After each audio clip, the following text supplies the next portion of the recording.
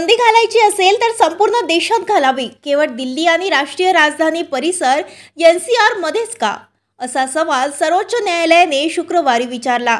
भारताचे सरन्यायाधीश बी.आर. गवई आणि न्यायमूर्ती के. विनोद चंद्रन यांच्या खंडपीठाने म्हटले की संपूर्ण देशातील नागरिकांना स्वच्छ हवेचा समान अधिकार आहे आणि प्रदूषणमुक्त हवा केवळ राजधानी क्षेत्रापुरती मर्यादित राहण्याचा विशेषाधिकार मानला जाऊ शकत नाही।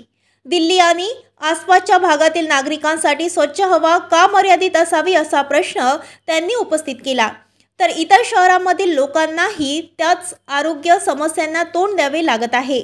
गेल्या हिवाळ्यात मी अमृतसरमध्ये होतो आणि प्रदूषण दिल्लीपेक्षाही वाईट होते। तिथे धोरण असले पाहिजे, ते संपूर्ण भारतभर असले पाहिजे। दिल्ली देशातील उच्चभ्रू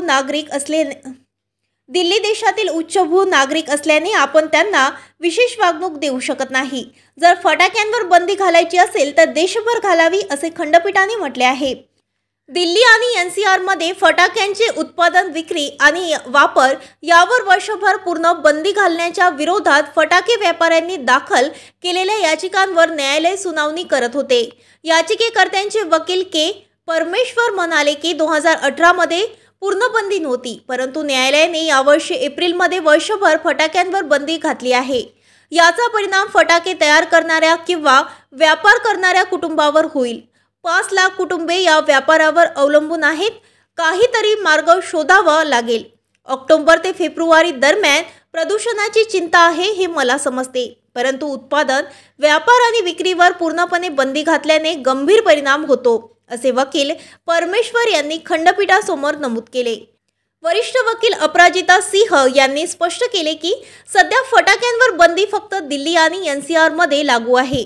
दिल्लीतील प्रदूषण वाढल्यावर उच्चभ्रू लोक शहर सोडून जातात, असे सिंह यांनी नमूद केले।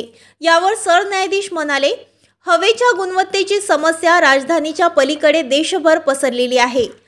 त्यानंतर खंडपीठाने अधिकाऱ्यांना विद्यमान परवान्याबद्दल यथास्थिती राखण्याचे निर्देश दिले आणि अतिरिक्त सॉलिसिटर जनरलला हवा गुणवत्ता व्यवस्थापन आयोग CAQM कडून अहवाल मागवण्यास सांगितले। या प्रकरणाची पुढील सुनावणी 22 सप्टेंबर रोजी होईल। महाराष्ट्र न्यूज लाईव्ह मुंबईसाठी कविता चौधरीसह कॅमेरामॅन जगदीश चव्हाण, दिल्ली।